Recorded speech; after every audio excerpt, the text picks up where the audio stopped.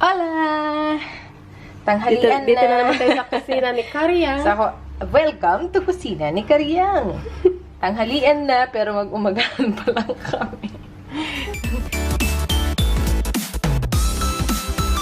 Ngayon, ang aming ulam ay gulay. Magluto kami ng pinakbet. There are actually two kinds of pinakbet. Pinakbet Tagalog, which is yung ginigisa. Tapos pinakbet na Ilocano. Ang ating gagawin ay pinakbet Ilocano. Pagka kasi dahil ang aking nanay ay isang Ilocana, kaya natuto magluto ng pinakbet na Ilocano.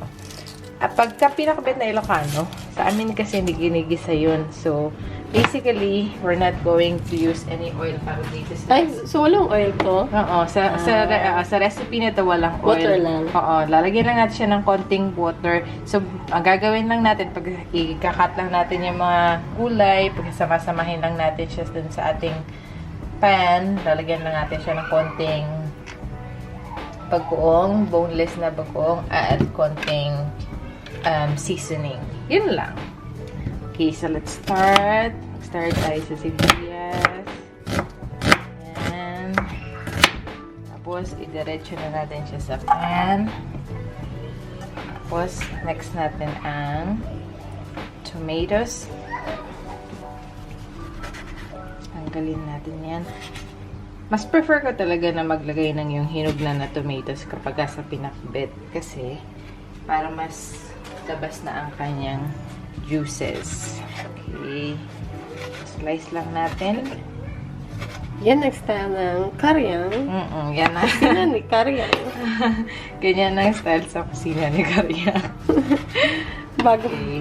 So, lagay na natin siya doon. Ayan. Gusto ko maraming tomatoes. So, titigyan pa natin ng isa. Yung mga ano natin dito, gulay natin dito at measurements ay tansya-tansya lang. sa kusina ni Karyang. Bahala ka lang. Ikaw na maghula ko anong... Kung palagay mo kung gaano kadami yung kaya niyang ubusin. Since ito, dadalawa lang naman kami and both naman kami ay mahilig sa gulay. Kami ay mga semi-vegetarian. Okay, tapos nahugasan na lahat itong gulay na to. So, slice ko lang sila. Ayan. Tapos, bahala na kayong anong klaseng cut ang gusto niyo.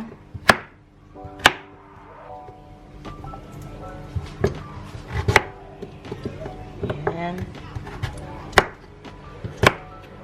Natin ng konting style.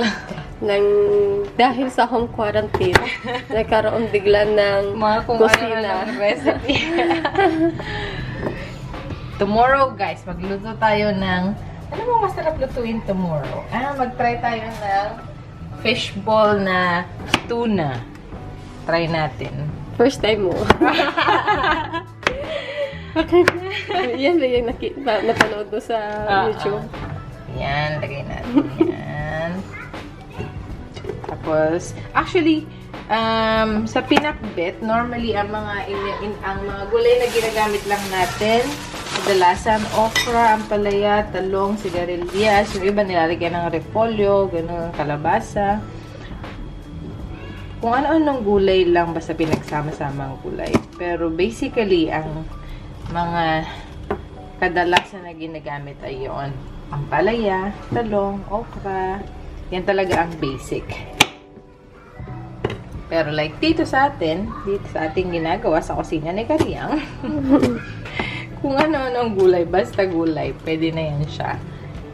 Ayan, meron tayong sitaw, meron tayong kalabasa. Ayan.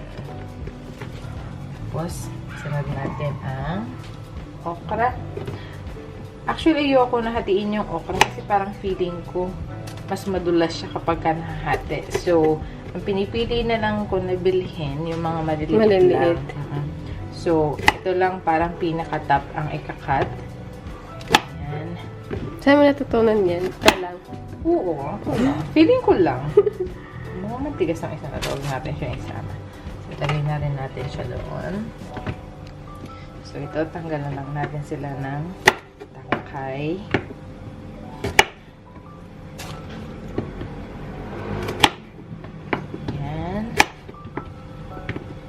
At if you notice guys, sa lahat ng aming recipe, mahilig kami talaga maglagay ng sili. Ayan, lagay lang natin siya dyan. Ay, may nakalimutan pa tayong sitaw. Tama natin, sayang. At ang next one ay ang ating sigarilyas. Na, konti lang. So, hindi ko na siya tanggalan ko lang siya ng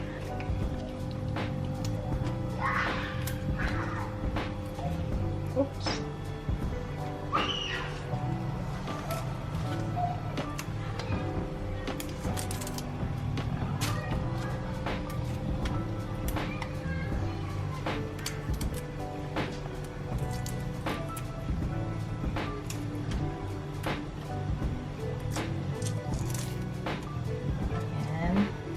Ganyan lang talaga yan.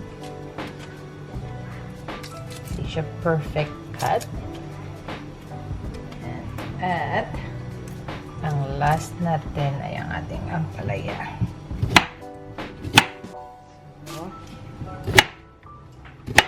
Ampalaya.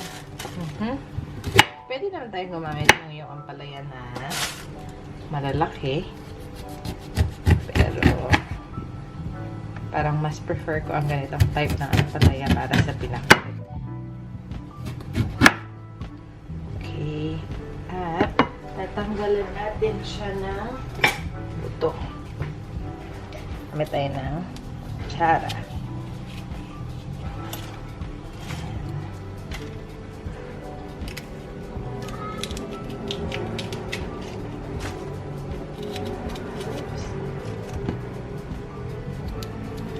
Para hindi na siya, pwede naman actually siyang isama, pero parang mas malinis tingnan kapag ganyan, tanggal na yung buto.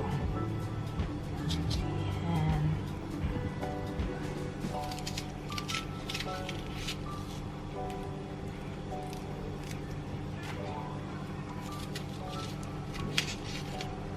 Ayan. Tapos slice pa ulit natin siya ng into halves.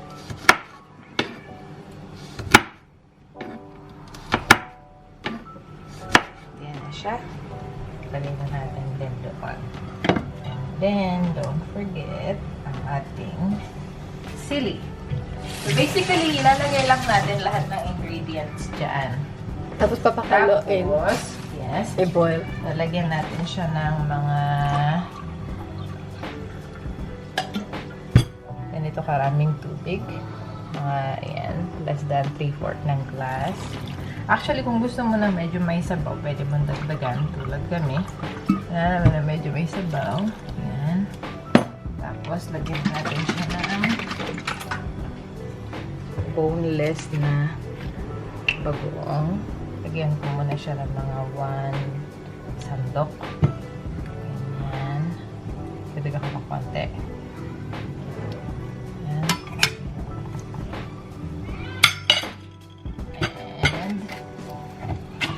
Lagyan natin siya ng seasoning.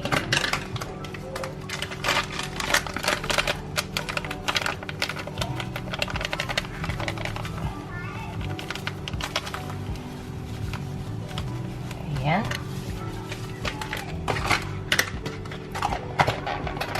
At takpan natin.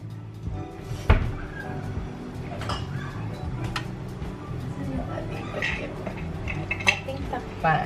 Ayan. So, hintayin lang natin siya na kumulo. Magbabalik ang kusina ni Carla.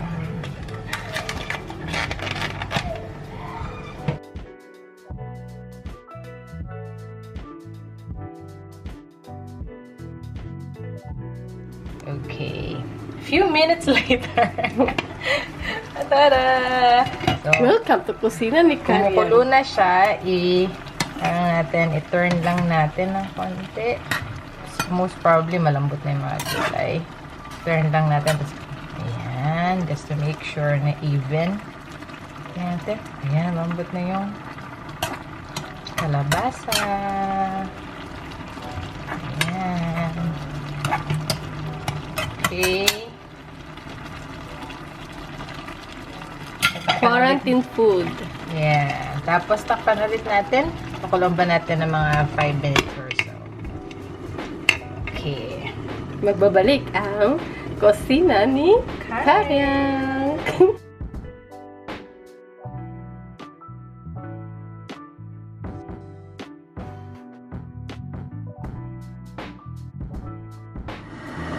Yan.